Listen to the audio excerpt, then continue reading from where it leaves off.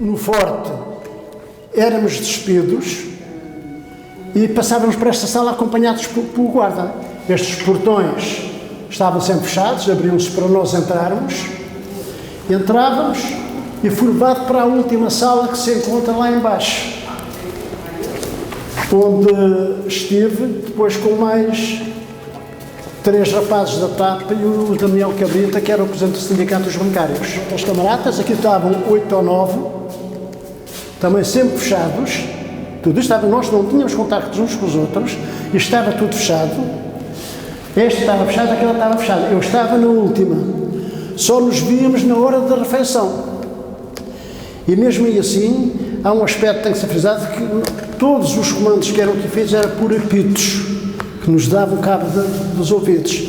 Nós tínhamos que levantar, acordar à volta das 6 da manhã, e era um apito, que era para nós levantarmos. Depois havia outro apito, à volta das 8, que era para nós irmos para a refeição, porque nós levantávamos e tínhamos que ir a tomar banho.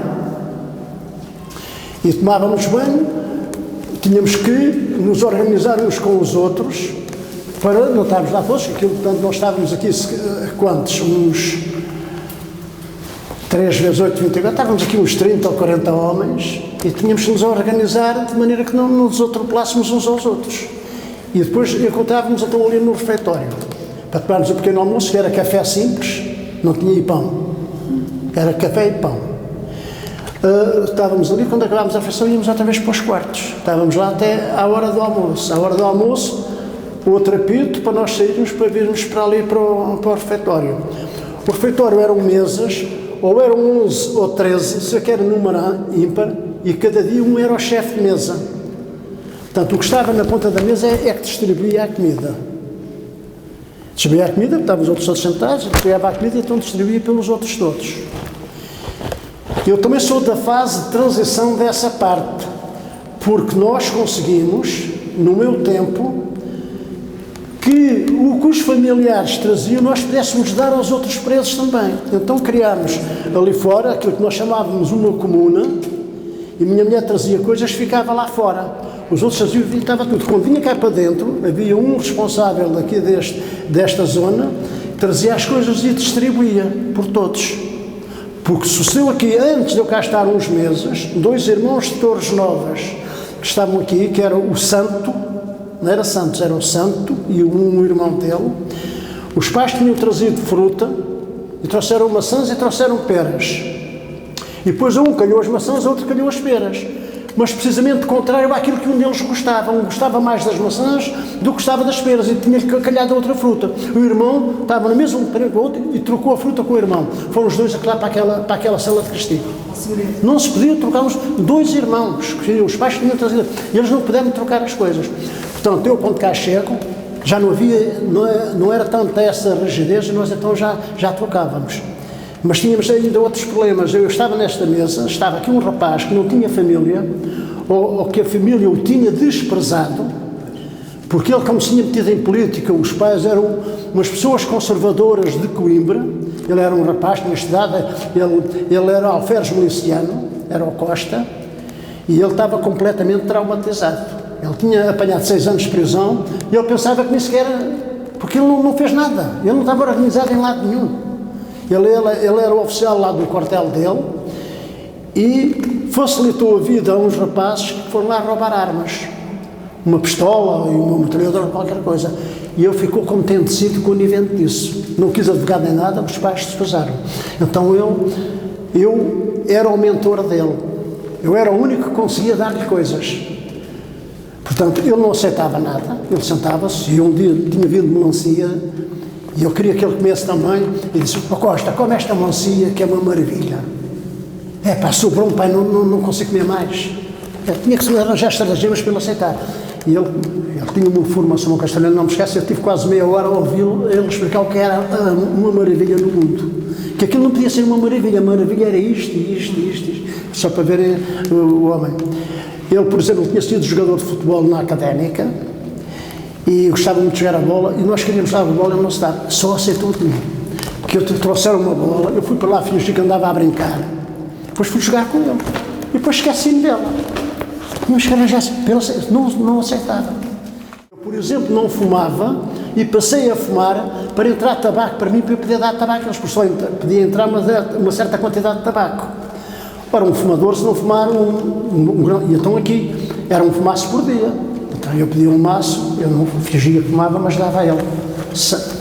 Despercebidamente, era para o Manuel Gonçalves salvar o meu tabaco. E nós tinha que haver uma solidariedade muito grande entre nós. E se estávamos todos aqui pela mesma causa, tínhamos que nos apoiar uns aos outros. Tínhamos aqui, por exemplo, também foi no meu tempo, isto em 72, antes era bem pior, que nós conseguimos ter 2 jornais, o Século e o Diário de Notícias. Então, quem tinha, só entrava o jornal e depois emprestava as outras células. Então conseguimos que a gente pudesse ler o jornal em comum. Então punhamos aqui um grupo, não eram todos, era só um grupo aí dos 10 a ler o jornal. Havia aqui um senhor, que era o Zé Magro, estava a fazer a escrever um livro sobre a economia de Portugal. E eles, sem saberem, através do jornal, davam-nos os elementos para fazer o livro de economia, sabermos de quem eram os monopólios, porque nessa ocasião estavam a ser publicados os relatórios e contas das grandes empresas. Hoje a internet dá-nos isso tudo, é com um clique e dá-nos logo sabemos logo que o Lobo Xavier que é administrador em 17 empresas, mas neste momento vinha nos jornais. E nós sabíamos isso. Sabíamos que a empresa tal era o Manel, o Francisco não sei o quê, o outro era o Francisco Manel e não sei quantos, eram todos primos uns dos outros. E portanto o Zé Magro tinha esse estudo aqui dentro, e Capide queria apanhá-lo e não conseguiu nunca. Foi aqui escrito um livro de economia sobre quem eram os grandes monopólios. Era um de nós, quando lia o jornal, traçava a relação de todos aqueles números que eram desta ou daquela empresa. O Zé Magro, não é preciso ter os jornais, íamos dando esses dados a ele. Alguns sabiam mais ou sabiam menos. Houve rapazes que fizeram aqui os cursos. Eu, por exemplo, eu era do curso industrial, sabia matemática, sabia eletricidade, eletrónica, ensinava estas matérias a outros que andavam mais avançados, mas não tinham esta matéria que eu tinha. Então estávamos às aulas, nesses pequenos períodos, já tínhamos que estar bastante organizados para podermos fazer isso, não é? Não podíamos andar aí à balda, até para nos disciplinar. Eu acho que, apesar de ter sido aqui mais homem que eu era quando cheguei. As camas estavam aqui e houve uma grande luta para que as nossas malas pudessem estar aqui assim. E era na mala que nós nos sentávamos na cama, punhamos a mala no colo para podermos escrever. E por isso dava-nos asa, quando conseguíssemos de cá, muitos estavam marrecos. Porque não tínhamos uma sacada, não tínhamos nada. Era sentados na cama e coisa. O guarda passava por ali e nós não podíamos olhar para lá. Estes bichos, isto eram vidros foscos. Eu sei que não via o mar. Eu sei que a primeira vez que vi o mar, eu lembro perfeitamente que estava ali na cozinha quando vi o mar. Então fizeram 2 partidas aqui. Nós, quando atingíamos os 3/5, salvo erro, do tempo de prisão, havia legislação que permitiu o habeas corpus, que eles não me lembro que eles alguma vez tinham concedido o habeas corpus de algum preso político. Não tenho memória do tempo, mas nós tínhamos orientação para fazermos uma carta, através do nosso advogado, a dizer que tínhamos atingido, que até o abrigo da lei e tal, não sei quantos, queríamos a nossa libertação. E eu fiz isso. Passado 2 dias, estou no recreio e a correspondência era-nos entregue por um guarda. Havia um guarda que se punha lá fora e nós íamos lá todos ao pé a ver essa coisa e dávamos, olha, o Marcelino, o António, e dava a correspondência. E a mim chama o Marcelino e dão-me um telegrama. Dão-me um telegrama e eu abro o telegrama. Começo a ler, penso que deve ter começado a ficar branco. E há um rapaz que veio ao pé de mim, foi o Júlio Freire, que sabia da marosca. O que é que se passa? O que é que se passa? Eu não conseguia dizer. Olha, o que era aquilo? Era um telegrama vindo dos Correios, com carimbo e tudo, a dizer que me tinha sido concedida a habeas corpus, que iria ser libertado dentro de horas. Eu entreguei aquilo E depois vieram outros sabedores do que se tinha passado. O que é que se passa? Não sei, olha isto. Isso é mentira, não sei quantos, quem é que deu isso? Foi o guarda. Aquilo era uma encenação. E eu até hoje estou convencido que foi o guarda que me deu aquilo, mas não pode ter sido o guarda. Nunca me disseram quem é que tenha sido. Mas deve ser um dos malandros. O ambiente estava de tal ordem de entregar cartas que um põe a carta no meio, eu penso que é o guarda que me dá. Eu andei durante dias a pensar que eles é que estavam errados, que aquilo que era verdade. Não é.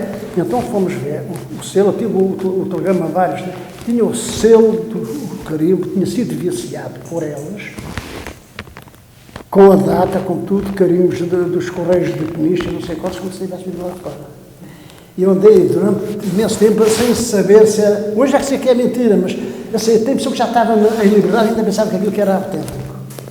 Outra foi... Havia aqui um rapaz que era jornalista, que era o António Santos, era muito brincalhão. Então nós ali na cela onde eu estávamos 4 jovens, tínhamos uma forma de estar mais bonacheirona, então ele gostava muito de ir para o pé de nós. Então o que é que ele fazia todos os dias?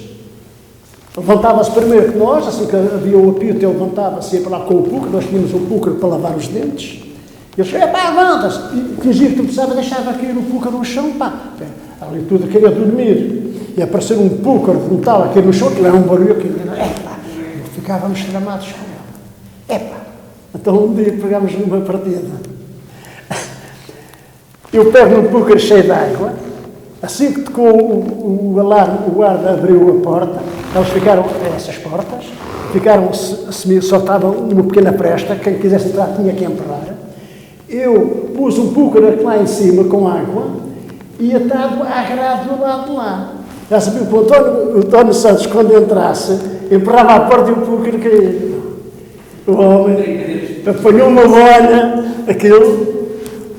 Hoje isto não tem piada nenhuma, naquele tempo deu um gozo aqui ao pessoal todo, do António Santos ter sido apanhado com o púlcaro, vocês não fazem ideia. Eu tenho 2 prisões. Sim. Tenho uma em 64, que foi quando foi no dia 16 de março de 1964, houve uma concentração estudantil na cidade universitária. Portanto, eu, como trabalhador, mas solidarizei-me com os estudantes universitários e fui para a cidade universitária.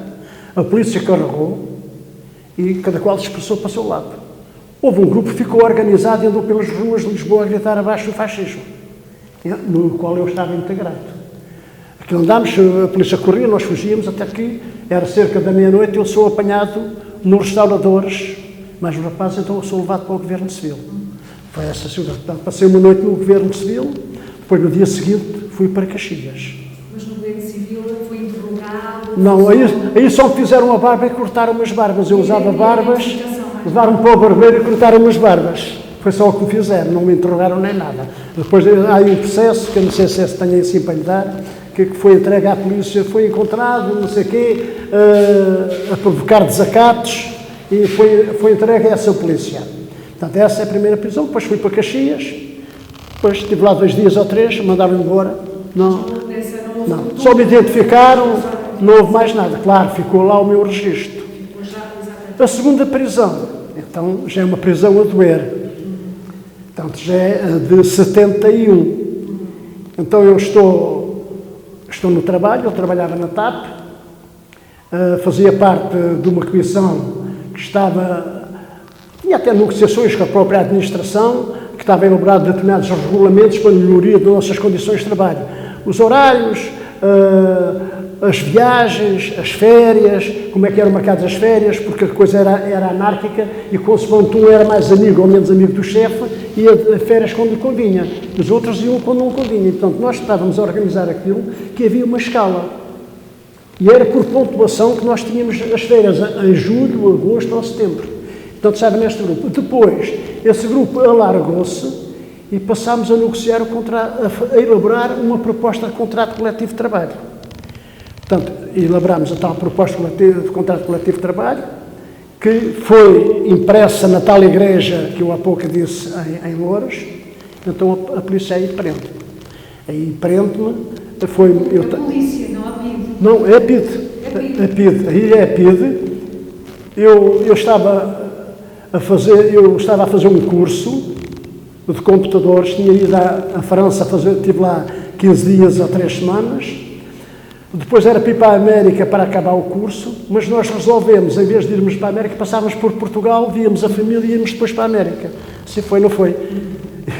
Eu vim de França, apresentei-me na TAP para ir na quarta-feira ou no sábado para a França, para a América. Mas como no meu ambiente de trabalho aquilo estava um bocado complicado, eu isolei-me num gabinete sozinho a estudar os manuais e o processo, a preparar a ida. Então apareceu-me lá a PID, 3 elementos da PID, mais o meu chefe engenheiro e um fulano que diziam que era do judiciário, mas hoje sabemos que ele era um agente da PID, civil dentro da coisa, sabia onde é que eu estava. Ninguém me viu ser preso. Não. É que se tem visto aquilo que tinha havido no Serrabulho dos Diabos na TAP, porque eu era muito prestigiado na empresa, se me vissem a PID a levar-me, aquilo que tinha havido, não sei se era melhor, se era pior, mas não tinha sido em paz. Se eles levaram, eu fingi que não sabia de nada, mas desconfiei logo o que é que estava a passar, sabia da minha atividade, e, sim senhor, levantei. Mas o que é que eles diziam? Está preso? Não, os senhores diziam, olha, precisamos falar consigo. Identificar, já precisamos. Sim senhor, então digam lá. Precisávamos, venham connosco, precisamos conversar consigo. Quando chegaram cá fora, disseram que queriam ir na minha casa. Foram à minha casa e fizeram uma revista à casa.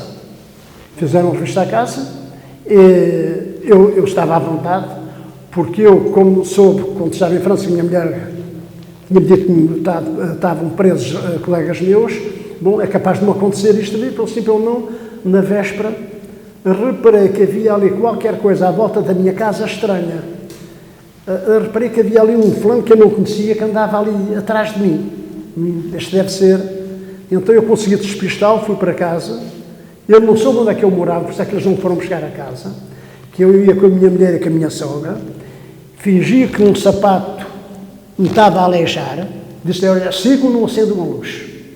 E eu parei, descalcei o sapato, fingi que era uma coisa, metade coisa, descalcei o sapato, peguei numa pedra, comecei a bater na pedra até elas se afastarem, que eu estava aí aqui a 50 metros de casa, mas havia uma pequena curva e elas depois iam para casa.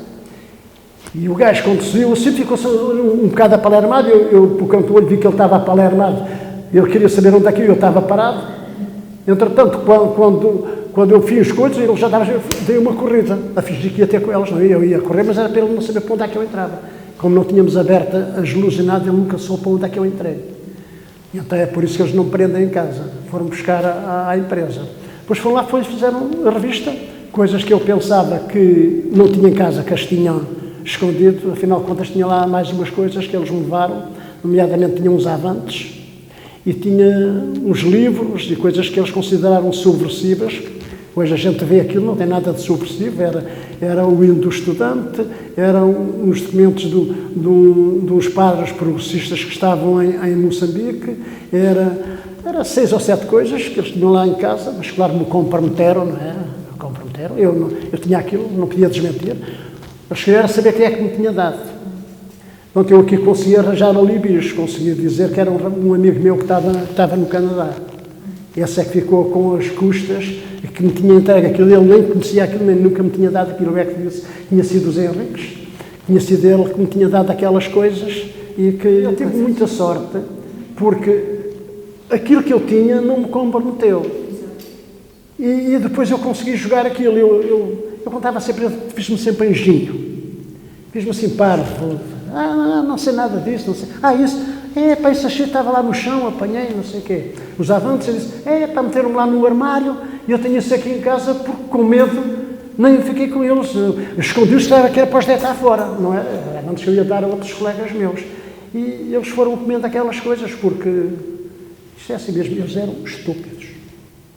Eles só apanhavam muita coisa, era pela tortura, mas eu tive também sorte, como fui preso 15 dias depois dos outros, já estava a jogar a ver o que é que eles sabiam, e apercebi-me que eles não sabiam a maior parte das coisas, portanto, acabei por... Eles estiveram lá sob vigilância, chamavam de vez em quando, eu justificava as coisas e tal, e fui andando, mas mesmo assim tive 6 meses em isolamento. Sozinho? Sozinho. Tive 6 meses, não vi mais ninguém dentro. Tive desde o dia 15 de julho até dezembro, novembro ou dezembro. À volta de 5, 6 meses, sempre sozinho. Até a primeira vez que eu vi pessoas foi quando fui para julgamento. Encontrei-me com o Candeias à porta da carrinha, quando íamos para a boa hora, encontrei-me com eles lá no hall de entrada. Tive uns 4 ou 5 dias com outros rapazes, que também não conhecia de lado nenhum, e é um problema. Hoje sei que era gente séria, mas na ocasião que eles me metem com eles, eu não sabia se era gajos disfarçados. Queriam depois falar comigo para eu contar a eles o que não tinha contado na polícia. E a gente nem falava uns com os outros, não nos abríamos uns com os outros, porque não sabíamos quem é aquele. Eu não os conhecia, hoje conheço, era o Félix, era o Narciso, era o Zidoro, era o Zé Henriques, era o Ferreira, tudo gente boa, estavam lá para a mesma região, só que a gente não sabia uns dos outros, não sabíamos qual de nós é que estava lá só para espiar, e isso era muito complicado. E mesmo, depois a gente sabe que, passados os anos, que havia pessoas que não eram de confiança, apesar de tudo. Que se tinham entregue, tinham dado a incerteza que nós não sabemos o que é que nos vai acontecer. Caxias era pior que isto. Para mim, sofri mais em Caxias do que aqui. Porque aqui eu já sabia o que é que contava. Já estava aqui com pessoas em quem confiava. Já estávamos organizados. Em Caxias estávamos isolados, sem saber o que era o dia da manhã. Se íamos ser mais torturados ou menos torturados, psicologicamente. Eu nunca tive direito a um jornal. Não conseguia contactar com ninguém? Não, só com a mulher, mesmo assim, algumas vezes eu te escrevi, acho que a gente nunca se escreveu lá em Caxias. Eu tenho lá 2 ou 3 cartas. Eu sei que a primeira carta que mandei foi uma apreendida, não me deixaram sair. Só porque eu dizia quem eram as pessoas que estavam comigo. E só ele está falando, e a carta recolheu, não me deixaram entrar. Portanto, não só a tortura física que é má, a psicológica. Olha, por exemplo, eles sabiam que eu era um faccioso do ciclismo. Estava a decorrer a volta à França. No momento eles passam de uma sala para a outra, na António Maria Cardoso, onde estavam a ver televisão, estava a dar a volta à França. Isto foi uma provocação que me fizeram para ver se eu que estava a seguir, era o Shaquille Agostinho, que andava na volta nesse tempo, estava a fazer uma grande volta. E no dia anterior tinha havido umas grandes fugas, uma coisa, e as pessoas estão interessadas em saber o que é que se começou, a gente sabia os lados do Benfica ou do Sporting, não sei o quê, ali era a mesma coisa. E eles passam ao pé das televisões, eles, já que tinham minimamente, não foi por acaso que eu passei ao pé daquelas televisões. Não me deixaram parar, não é? Olha, as visitas eram uma coisa muito estranha. Nós, quando estávamos aqui, que íamos ter a visita, desejávamos ver a família. Quando acabava, eu digo-lhe, se calhar pela primeira vez, quando acabava a visita, eu desejava não ter visita. Porque nós não conseguíamos exprimir à família o que é que estava a passar connosco. A família, está tudo bem, isto, não me tragas comida, que a comida é boa. Era mentira, a comida não gostava. Está tudo bem, não. Só que estarmos aqui fechados, sabemos que estava ali o mar, a gente não poder olhar para ele, devia ser qualquer coisa estranha, embora a gente arranjasse coisas. Depois não podíamos falar com a visita. Eu sei que quando vinha de visitar a família, vinha sempre rouco. Tínhamos deixado de falar. Falávamos pouco, aquela história do jornal também nos permitia que a gente, as cordas vocais fossem funcionando. Mas eu vinha lá completamente cansado e arrasado. Claro, depois, passado uma semana, se não vinha a família, ficávamos outra vez aflitos e cheios de saudades. Mas quando vinha de lá, aquilo era tramado. Era horrível. Tinha a filha com 3 anos. Não lhe podia mexer. Quando eles estão a fazer gracinhas, a começar a andar, a começar a falar, a dizer palavras. Eu lembro que a minha filha não sabia dizer passarinho. E aprendeu a dizer passarinho quando eu estava preso. E veio um dia numa visita a dizer, oh pai, já sei dizer passarinho. Ela dizia palacinho. E vem toda feliz a dizer aquilo. Depois a gente, outra semana, como é que estará a menina? Como é que não estará? Como é que estará o problema da casa, que eu não sabia que o outro senhor se tinha prontificado a não cobrar a renda da casa? Como é que estará a alimentação? Não sabia que os meus colegas iam lá todos os meses levar dinheiro. Não sabia que os outros iam levar comidas lá à casa. Não sabia como é que eram os transportes para cá, que eles estavam organizados. Lá, no caso, como éramos 3 pessoas ali, ou 4 de Sacavém, vinham por semana, trazia as pessoas todas. Os carros, neste tempo, não era como hoje, que há lotação. Vinham 6 ou 7 pessoas no carro. Então, no meu carro, vinham 3 mulheres e vinham pelo menos 2 crianças, ou 3. Eu tinha carta, não foi apreendido, então o meu carro, havia um rapaz que tinha a carta e vinha cá trazia. Tudo isso, eu desconhecia como é que eram essas coisas. Eles também não me diziam, não é? Eu desconhecia que eram, até nem as conhecia. Eu não podia vir muitas vezes porque eu trabalhava, felizmente trabalhava. E vinha ao fim de semana. Vinhamos sempre com a... Vinhamos pessoas lá de Bobadela e de Sacavém e assim, traziam-nos nos carros. Portanto, emprestavam os carros uns aos outros e fazíamos. Vinha eu, vinha a Maria, que já morreu, e vinha a Helena Afonso, a Conceição Matos, mas isso vinha no outro carro já, e como é que ela se chamava? A Helena Cabrita, aquela que suicidou. Era um grupo, nós vinhamos dois carros, três, mas a Ilha da Bobadela éramos umas 3 ou 4, portanto era a Silvina também, a Silvina, a Maria, que era mais, a Helena, pronto, e depois chegávamos aqui, se ficávamos cá, a gente tínhamos visita sábado e domingo, era um bocadinho, a gente vinha aqui... Não chegava uma hora, não, as chegava. visitas eram curtas. E dependia-se, era só uma hora para as visitas todas. Dependia se tinha mais visitas ou não. Tínhamos que dividir por todos. Exatamente, era isso, sim senhor. E as minhas cunhadas, nunca me jantei aqui muito com elas, porque tentavam que eu viesse sozinha, mais a miúda. E pronto, ainda passei aqui umas... ficámos ali na... Ai, como é que chama aquela? Nem um hotel, é uma estalagem, na Avis. É a Avis, a estalagem aqui ainda existe hoje. Eu agora sempre passámos lá a Avis. Eu não me lembro de ver ninguém, eu agora tenho falado com a Conceição Matos, digo, Conceição, eu não me lembro. Pá, eu tinha 23 anos, 24 anos. Portanto, eu era uma miúda, pá. E eu dizia assim, agora eu digo, eu não me lembro de ver ninguém lá, na estalagem, não me lembro de lá ver ninguém. Eu lembro-me de subir para o primeiro andar e tínhamos o quarto, ficávamos lá no quartinho. Às vezes eu ficava com a Helena, com a Irene também, a Irene do Candeias também. E eu dormia com a minha filha, a Irene dormia com o filho dela e, portanto, ficávamos ali assim. Ainda apanhei umas férias, porque ainda esteve aqui no verão e eu ainda tirei 2 semanas, na altura, 2 semanas de férias, e estive lá sempre naquela pensão. Mas eu tinha muito medo de tudo, desde que ele tinha muito medo de tudo. No trabalho, fora, eu não me lembro de ter falado com ninguém cá, nem nada, coisa nenhuma. Eu ia lá ao hotel, às vezes ia ali, tinha que dar comer à miúda e assim, íamos comer ali agora já está fechado, uma coisa que era um primeiro andar, que eu me lembro, ela queria bife, sempre batatas fritas, e então a gente ia lá.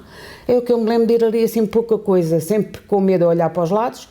E agora este ano, pelas férias, que nós costumamos ver ao Baleal, é que digo, olha, agora é o que eu estive a pensar, se eu não ia para a Roda para ir ao Baleal, não, eu ia à praia deste lado.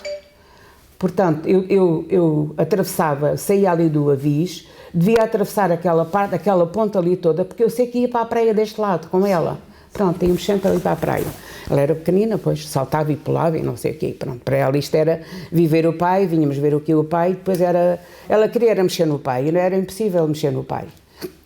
E então, uma vez, não sei se o Zé já contou, que a gente vinha ali e ela ouviu a voz do pai, e nós estávamos ali à espera, nós e outras pessoas, pá. E ela ouviu eles virem a falar, porque eles vinham dali e entravam por aqui. E a gente estava ali à porta, ela deu uma corrida tão grande, e ainda conseguiu apanhar o pai. Aqui uma corrida que ela tinha, e tem umas pernas grandes, correu para apanhar ali o pai, e o guarda foi lá, tirou-a na mão, trouxe e disse-me, se isso volta a acontecer, acabaram-se as visitas. E eu fiquei, e pá, na altura ainda não tínhamos entrado aqui, depois é que o Zé chegou e eu contei-lhe assim, em voz baixa, porque não podia. Disse, olha, a miúda, ele viu, ele sabia que ela tinha chegado a ele. E pronto, as coisas eram muito duras, filha, aqui. Muito. Outras pessoas, se calhar, não tinham tanto, mas eu tinha medo para já, porque foi uma surpresa ele ser preso. Porque eu não sabia. Sabia que ele era uma pessoa na altura, de esquerda ou o que era, assim, uma pessoa que tinha as suas ideias, não é? mas não sabia que ele estava metido assim tão a fundo e portanto foi muito difícil. E no trabalho tinha medo dos doentes, eu sou enfermeira, até tinha medo dos doentes não fosse acontecer alguma coisa que eles fossem fazer queixa de mim, porque na altura, quer dizer, eu era a única a trabalhar, não é? Felizmente os colegas do meu marido, eu tinha comprado casa há pouco tempo e eles é que me ajudaram na TAP, faziam todos os meses uma subscrição e iam-me lá levar sempre o dinheiro da renda da casa. Portanto, todo o tempo que ele teve, eles foram lá levar o dinheiro da renda da casa. E pronto, e tinha o meu ordenado e que não era muito. E pronto, e a miúda depois, também tínhamos o problema de saber onde é que íamos meter a miúda da escola, por causa do pai estar preso, portanto, e eu para trabalhar, a minha mãe teve que vir do Alentejo, o meu pai era ferroviário, então vinha no comboio até ali, e a minha mãe estava ali comigo praticamente também para tomar conta da miúda, não é? Porque eu tinha que ir, é tal coisa, eu tinha que mesmo ir trabalhar, porque não havia outro tipo. Solidariedade em relação aos carros, em relação a quando nós vinhamos ao fim de semana, do lado de Sacavém, ali nós éramos de Bobadela, do lado de Sacavém, havia pessoas que iam lá levar caixinhas com comida. Para trazer. Com comida para trazer, sim. Lembro-me bem, quando foi para o Natal, prendas para a minha filha, ainda lá está, o ursinho, o bonequinha, isso eu lembro-me de irem lá o doutor, como é que ele se chama? O Lindia Ramos, que é de Sacavém, ele já morreu, não? E o outro também, pois também. Batiam-me à porta e iam lá entregar as coisinhas e ficaram assim, isso lembra-me, pá. O resto, assim, pronto, é os carros, é a comida e assim, que as pessoas também tinham medo. As pessoas também tinham medo.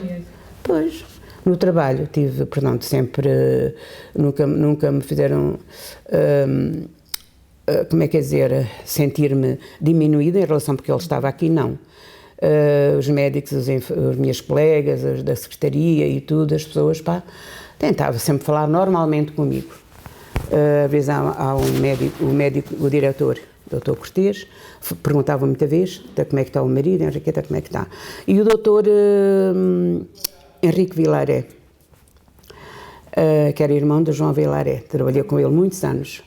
Esse então era sempre, quando eu chegava para fazer a consulta com ele encostava à porta e dizia, filha, como é que está ele, como é que está ele, diz lá. Sempre, portanto. E nessa altura, portanto, quando foi que eu tive que fazer as escrituras da casa, que ainda não tínhamos feito, eu entrei lá na consulta, depois estava a chorar, de vez em quando dava-me assim, e ele disse-me, o que é que se passa? Doutor, eu tenho as escrituras para fazer, e é em Loures naquela altura, agora é perto, mas antes era longe, e não sei como é que é de ir. Deixa lá, filha, a gente vai combinar, eu vou contigo. E ele é que foi comigo a fazer as escrituras em Loures. Portanto, nesse aspecto havia portanto, conjunto assim de pessoas. E havia muita gente lá na Bobadela, que ainda, portanto, que havia lá que eram do partido, não eram, portanto, que me conheciam, que me perguntavam sempre como é que as coisas estavam e tudo. Também não tinha muito para dizer, eu estava aqui, né? Ou estava no outro lado. Nós limpar o que sujamos, está bem, agora limpar o que o guarda suja é que está mal. Isto aos olhos normais é uma reivindicação justa, só que não é. Há mais por trás disto. E então eles acusavam que os velhos, os que estavam cá há mais tempo, eram os cobardes que limpavam aquela parte dos guardas e que não devíamos limpar. E nós, quando chegámos aqui assim, uns 9 ou 10, eles levaram-nos para o lado deles, esses 3 rapazes. Epá, isto foi aqui uma alteração, então teve que ser explicado porque é que a gente limpava aquilo. E os serviços prisionais não podiam saber, nós é que sabíamos. Então foi-nos explicado. Dentro das limitações que temos uns com os outros, nós em cada cela tínhamos um chefe de cela que reuniu com os outros no momento da refeição ou de lá de fora do jogo, não sei o que explicou. Então nós limpávamos aquela parte, porque dava-nos a oportunidade de vazarmos o lixo nós próprios, o nosso lixo. No lixo que estava lá fora. Os da outra cela, das outras em frente, estavam lá presos, também vazavam no mesmo caixote. Organicamente, nós mandávamos coisas no lixo que não é num lixo. Os outros, quando vinham despejar, havia lá qualquer coisa que eles levavam. Uma mensagem, uma informação, qualquer coisa. Houve há uns anos, isso está nesse livro de Peniche, vocês leem uma das fugas que teve para ser e não aconteceu, que os presos conseguiram cavar um túnel até ali perto da muralha, estava muito perto da muralha a condição de descobertos, e eles deitaram a terra para o mar. Estava a ser iniciada uma fuga, que nós tínhamos medicamentos, e foi apelado que nós exigíssemos ao médico vitaminas. Porque eram vitaminas e porque a vitamina trazia uma pequena serra para cortar a ampola. Parece mentira, mas uma serra não faz nada, mas 500 serras fazem alguma coisa, 1000 fazem muito mais. E estava-se aqui a tirar 4 azuleiros destas para fazer um buraco para ir parar ao mar. Se o 25 de Abril não acontece em 74, se calhar hoje estávamos a falar de uma fuga de presos desta cela para o mar. Estão lá, os azuleiros estão lá partidos ainda, porque eles depois tinham que os tirar e depois colocá-los todos outra vez. Quando o guarda vinha ver aquilo estava tudo, aquilo estava debaixo de uma cama. Eu não saí daqui, eu saí de Caxias. Não estava aqui quando o libertaram? Não, entretanto eu adoeci e fui para Caxias e como estava quase a acabar a pena já não regressei aqui, saí de Caxias. A minha libertação aquilo foi um sofrimento naquele dia. Porquê? Porque eu fui preso às 10 horas da manhã, portanto acabei a pena às 10 da manhã. Eu era 3 da tarde e ainda estava na prisão, eu comecei a mandar vir. Eu já acabei o tempo, eu quero me ir embora, né? E estava quase a ser castigado a ficar lá mais tempo. Porque eu dizia, então eu já acabei o tempo, eu às 10 horas acabei o tempo, eu quero ir embora, tenho que nos ver. Bom, estava lá. Depois foi, aquelas horas passaram, foi uma eternidade a passar. Nunca mais era sábado. Depois consegui sair, estava lá a minha família toda à porta, estava lá. Quando cheguei a casa, tinha a casa cheia de gente, de amigos, pessoas que conhecia, outros não conhecia, colegas de trabalho. Que foi uma noite, uma coisa. Valeu a pena só nós estarmos aqui a falar livremente uns com os outros. Eu não conheço aqueles senhores lá de mim, estou aqui completamente desinibido a contar estas coisas. Eu, nesse tempo, eu não contava à minha mulher o que é que fazia. Eu dormia com a minha mulher e ela nunca soube que eu andava metida em política. Então, só isto não... Há alguma coisa melhor que isto. Estão aqui aqueles 2 senhores que eu não conheço de lado nenhum. Nunca os vi, se já ouviram ali embaixo, outra vez numa visita qualquer. Mas estou aqui a falar, a contar a minha vida, não estou nesse tempo. Nós, para fazermos um projeto de contrato coletivo de trabalho da TAP, que eu estava a fazer, foi feito secretamente numa igreja, enquanto o padre estava a dar missa. Ele estava a dar missa e nós estávamos numa copiadora a fazer os documentos. E depois a gente saiu com os documentos feitos e tínhamos os stencils, que era com stencil, dentro de sacas de sarapilheiras e deitámos na serra de Montemor abaixo, para não saberem quem é que tinha feito aquilo. Depois foram feitos em minha casa, eu tinha 30 ou 40 folhas, foram todas feitas, agrafadas em minha casa, com outros rapazes, fizemos isso, depois distribuímos lá para os nossos colegas para discutirmos aquilo.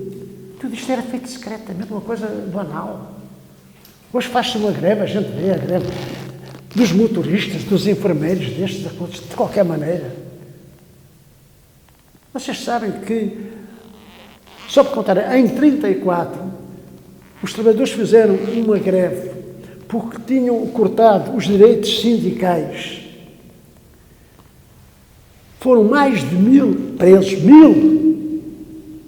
1000 com registro, não foram 2 ou 3, foram mais de 1000, dos quais 600, entre eles e os marinheiros, foram para o Tarrafal. Mais de 700 foram para a Angra do Heroísmo.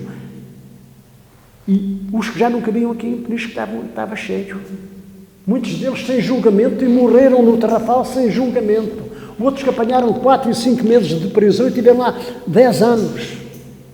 Então não valeu a pena.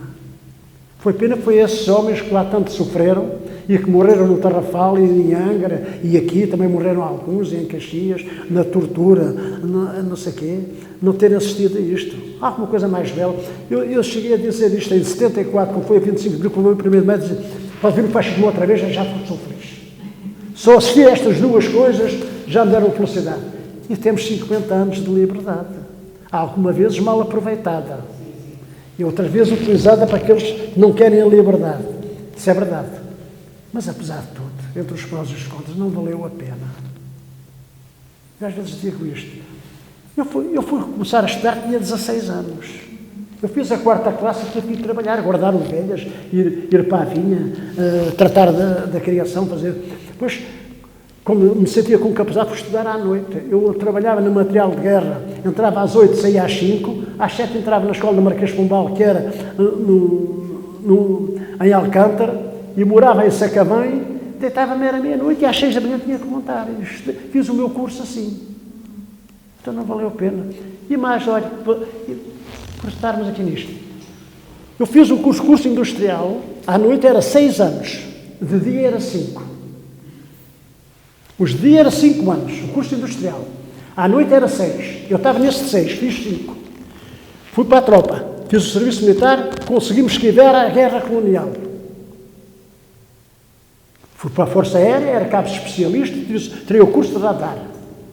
Depois, quando saí da tropa, tive lá 4 anos, consegui esquivar-me a ir para a guerra e fui fazer o curso de eletrónica. 9 anos.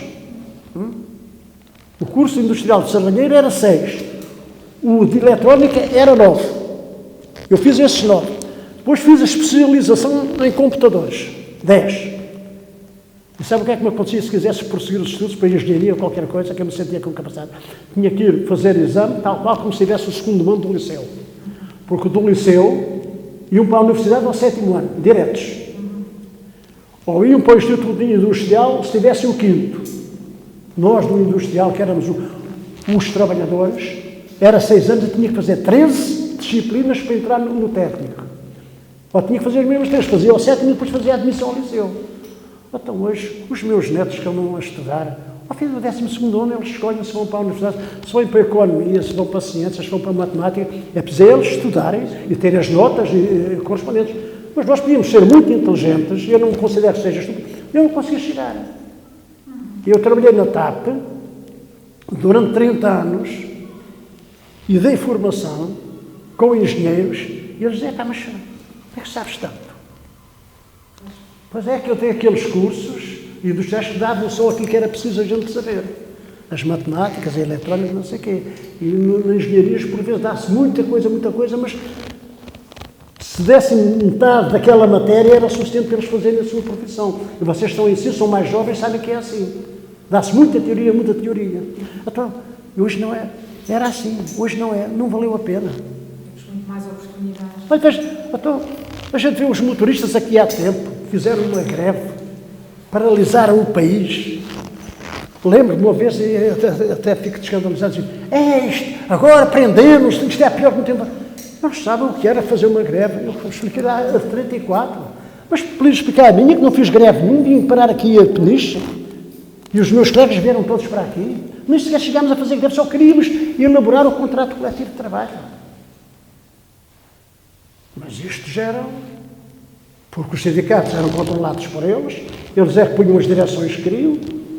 Eu consegui me infiltrar para a Porta do Cavalo, com a tal esquema do tal rapaz que me veio dizer que estavam a fazer, já lhes expliquei há bocadinho. Consegui entrar para uma comissão sindical que foi eleita. Tenho ali um documento que prova isso, a eleição. Todos fomos candidatos. Não havia o Manel, o Francisco e o Jaquim. Fizemos isto. Somos todos candidatos. Agora cada qual vota naquele que quiser. Então, está ali a votação. Quase 100% que votaram. Eu fiquei em 2º lugar. Fui eleito para aquela comissão. Não entrei lá. Quando eu digo que entrei para a Porta do Cavalo, entrei por eleições. Que não era habitual. Naquele tempo não era habitual haver eleições. E nós fizemos na minha secção. Então não valeu a pena.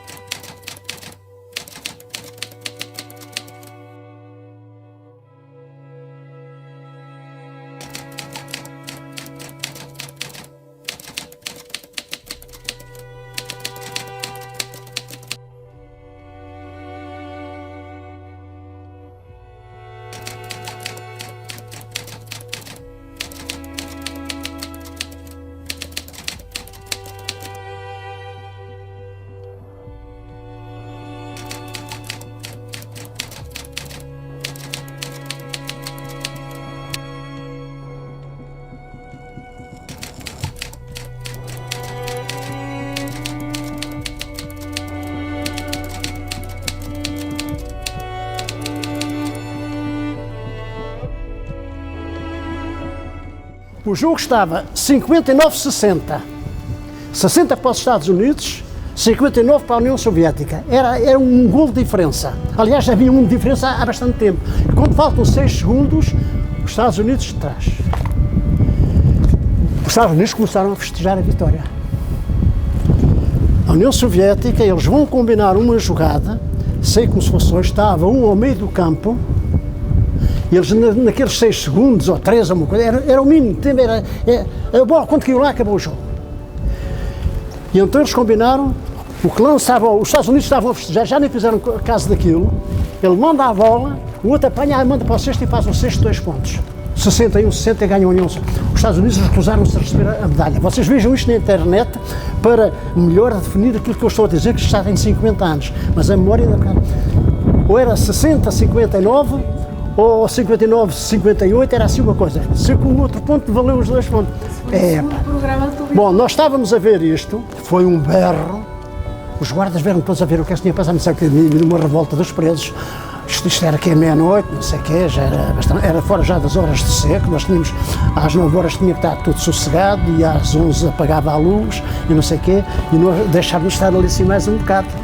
Foi um berro daqueles, eles ficaram todos indignados, depois quando souberam que já estava a fechar o gol da União Soviética, vai fechar os comunistas.